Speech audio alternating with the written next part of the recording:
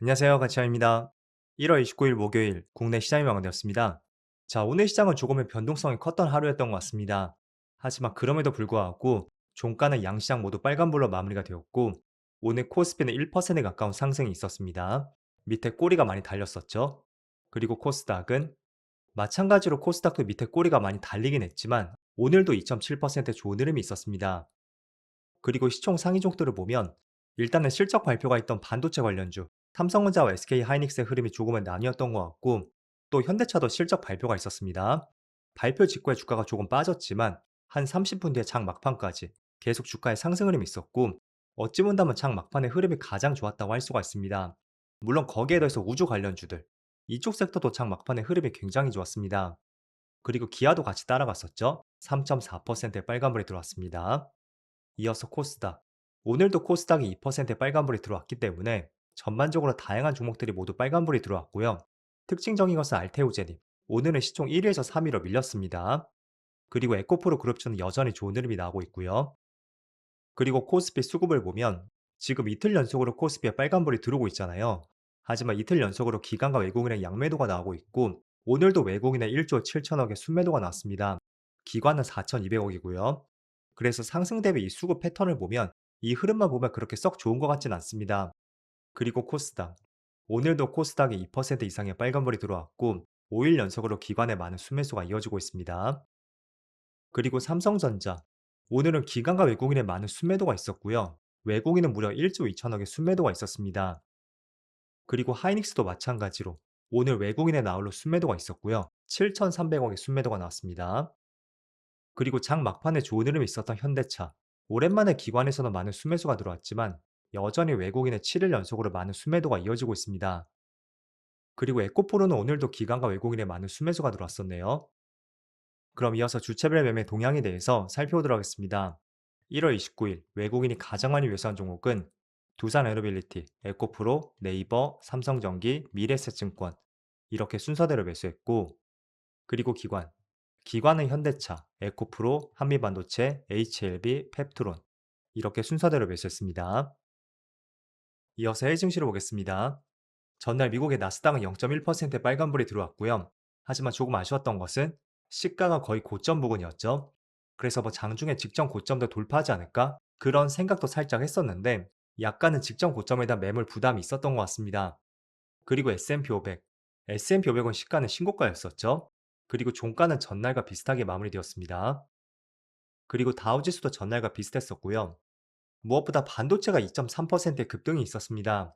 그리고는 국내의 반도체 기업들의 실적 발표가 있었죠. 하지만 오늘만큼은 그렇게 썩 좋은 흐름은 나오진 않는 것 같습니다.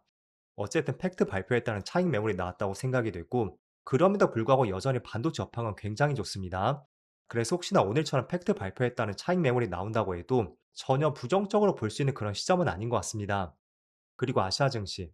일본은 0.2%의 빨간불이 들어오고 있고 대만은 0.6% 빠지고 있네요. 그리고 중국은 전날과 비슷한 것 같습니다. 자, 오늘 코스피 코스닥의 전반적인 흐름을 보면 이번 주 들어서 가장 큰 변동성이 있었던 한 주였던 것 같습니다. 또 전날에 미국 증시의 반도체 지수의 상승도 있었고 또 SK 하이닉스와 삼성전자의 실적 발표가 있었죠.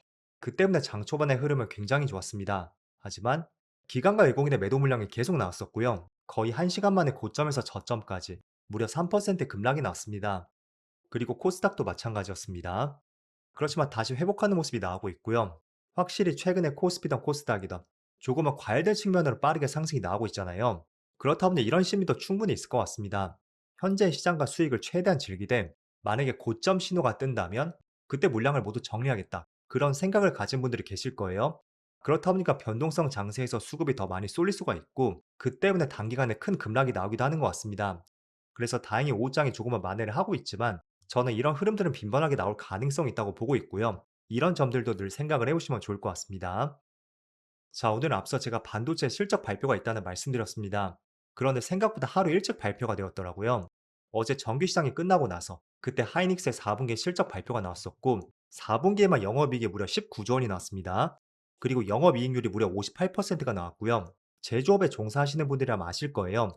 영업이익률 자체가 58%가 나왔다는 것은 솔직히 논리적으로 설명이 될 수 없는 그런 수치라고 볼 수 있습니다. 제조업 특성상 한 자릿수가 나오는 기업들도 굉장히 많을 겁니다.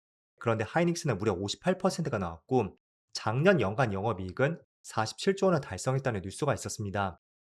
그리고 동시에 12조 원의 자사주 소각 뉴스가 나왔었죠. 그래서 어제 넥스트 시장에서 반도체 관련주 흐름이 굉장히 좋았었고요. 하이닉스도 거의 4% 이상의 급등이 나왔던 것 같습니다. 그리고 오늘은 또 삼성전자의 실적 발표가 있었거든요. 하이닉스가 작년에 영업이익이 47조 원이었다면 삼성전자는 43조 원이 나왔고요. 1년 전체를 하이닉스가 앞섰다고 볼 수가 있습니다. 하지만 4분기만 놓고 본다면 삼성전자와 그렇게 큰 차이는 없는 것 같습니다. 어쨌든 하이닉스는 19조 원이었었고요. 삼성전자는 반도체만 16조 원이기 때문에 여기에 뭐 가전이나 모바일 쪽, 이쪽을 더한다면 거의 얼추 비슷하게 나올 것 같습니다. 자, 그런데 더 중요한 것은 하이닉스가 작년에 사상 최대 실적을 달성했고 전체 1년 영업이익이 47조 원이 나왔습니다. 그런데 올해는 영업이익이 무려 3배 이상 증가할 것으로 전망을 하고 있습니다. 즉 100조 원이 넘는다는 거죠.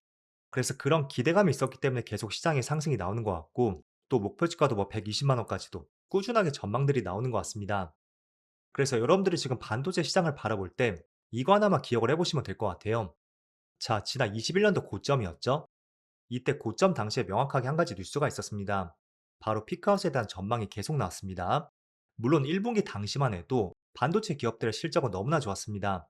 하지만 주가는 조금 정체되는 모습이 나왔었고, 동시에 하반기에 피크아웃 논란이 계속 나왔었거든요. 그래서 지금도 마찬가지로 보시면 좋을 것 같습니다. 일단은 기업들의 실적은 좋습니다.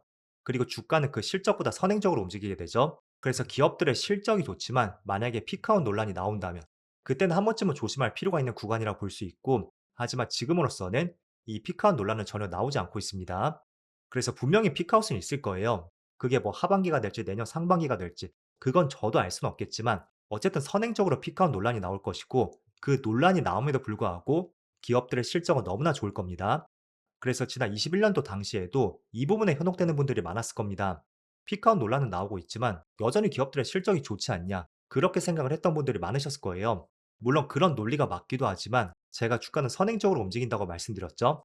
그럼 기업들의 실적은 여전히 좋지만 지금이 아닌 뭐 6개월 내지는 1년 뒤에 그때 기업들의 이익이 정체될 것으로 보인다면 주가는 고점 논란이 나올 수가 있습니다. 그래서 지난 21년도 당시를 한번 떠올려 보시면서 지금도 그대로 반영을 해보시면 좋을 것 같습니다.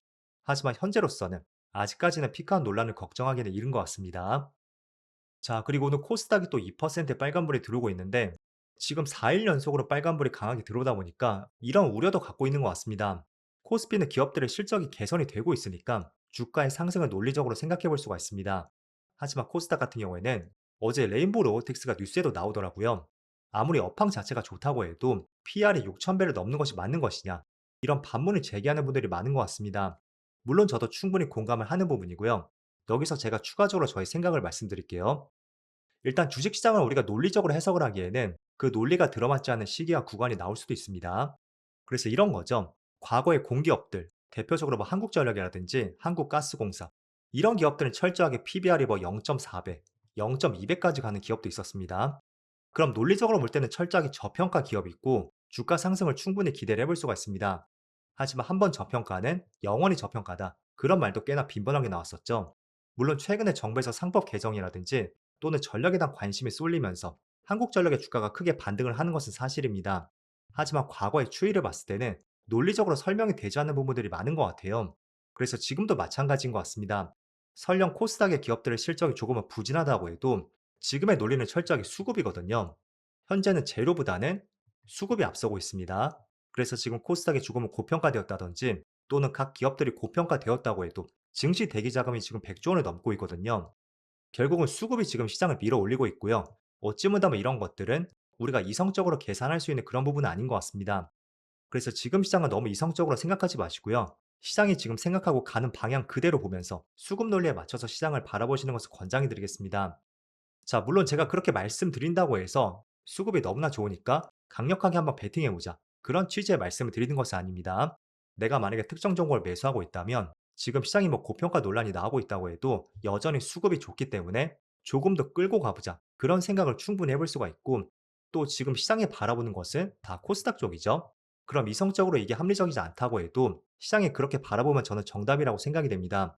그래서 코스닥 대장주 있죠? 그런 종목들로 하여금 매수 관점을 한번 가져볼 수도 있습니다. 그래서 지금은 이성적인 판단보다는 약간의 수급이 앞서는 시장이거든요. 그래서 이런 부분에 조금 더 포커스를 맞춰보시면 좋을 것 같고 물론 그렇다는 것은 반대로 또 부작용도 있습니다. 오늘처럼 이렇게 극심한 변동성이 나올 수도 있습니다.